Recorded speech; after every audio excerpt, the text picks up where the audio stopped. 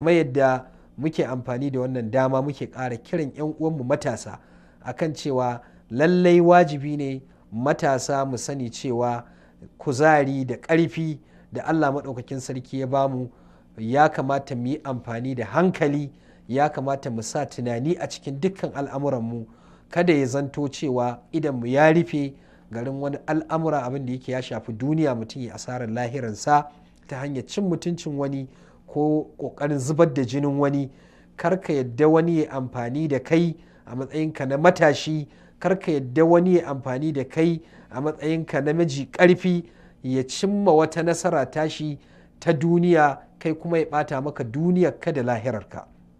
Abul aliya shine wanda zan ba da misali da shi a riyahi lokacin da muka karanta abin da ya shafi yaƙin Siffin ya faɗi wannan, ya ce ina matashi maji ƙarfi rigima ta faru tsakanin sayidina Muawiya da sayidina Aliyu ɗan Abi Talib. Ice a lokacin saboda tashan ƙarfi da nake ji, ya ce wallahi yaƙi ya fi soyuwa a zuciyata, na fi ƙaunar yaƙi sama da ka kawo min delicious na abinci, ka kawo min abinci mai daɗi. Ice ba na son shi sama da yadda nake son yaƙi, saboda yana jin yana da ƙarfi, yana da kuzari, yana da tactics na yaƙi. Ya ce don haka na ɗauko takobi na gyara makamina, na fito waje, na zo na dumfari filin yaƙi. Ice ina zuwa na kalli sau na mayaƙa guda biyu, ɓangaren sayidina Ali da ɓangaren sayidina Muawiya.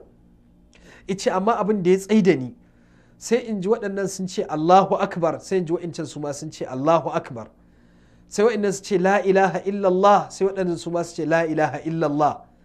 Ice sai na tsaya na ce to yanzu wane ne kafiri a nan cikin kenan? Wane ne zan kafirta, wane ne zan aje a matsayin mumini?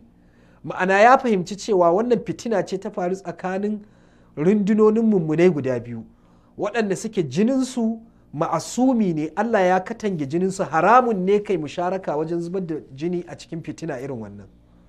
Ya ce saboda haka na tsaya na tambayi kaina da kaina cewa to waye takura min in fito, waye tirsasa min cewa akai dole sai na shigo na yi wannan yakin?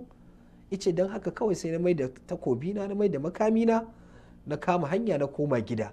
Da haka Allah ya kare shi, bai ɗauki jinin wani ba, bai ɗauki hakkin wani ba a cikin wani abu wa balantana ya je lahira.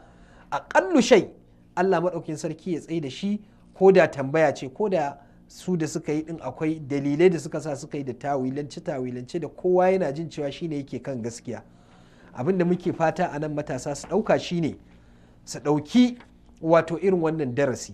Ba wanda zai takura maka ya ce dole sai ka fito daga gidanku kawai ka zo ka ɗauki makami ka buga wa ɗan uwanka ka mutu. Shi wanda ka buga masa kai dan shi bai san an yi ba, in ma ya sani iyakaci ya zo yawa iyayenka ta'aziyya da me ya musu ta'aziyya. 'Ya'yanka sun tagayyara, iyalanka kullum sun shiga uku, suna cikin ƙalin ƙaƙanikayi, ba wani abu da za a iya maka. 'Ya'yanka karatunsu sun shiga wata muguwar rayuwa.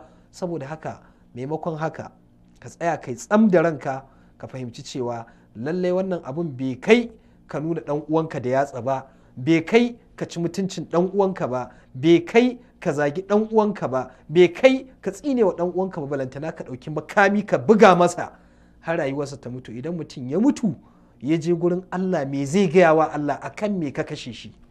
Saboda haka muna kiran 'yan uwanmu matasa cewa alƙiblar rayuwa tamu ce, mustaqbal a future ta rayuwa a hannunmu take. Ya kamata duk wani matashi ya mai da hankali wajen karatu na addini da na zamani, da kuma nema wa kansa madogara, domin rashin madogara shi zai sa wani ya zo ya amfani da kai baka kuɗin da bai taka kara ya karya ba, ya zanto cewa ka yi amfani da irin wannan, ya yi amfani da kai a abin da ba zai kashe maka kishi da yunwa ba, kai kuma ka je ka kai kanka inna ranar lahira Allah ne ya san yanayin da za ka wayi gari a ciki. Saboda haka muna fatan Allah ta'ala ya zaunar da ƙasanmu lafiya. Allah maɗaukakin sarki ya ƙaro mana kwanciyar hankali da zama lafiya.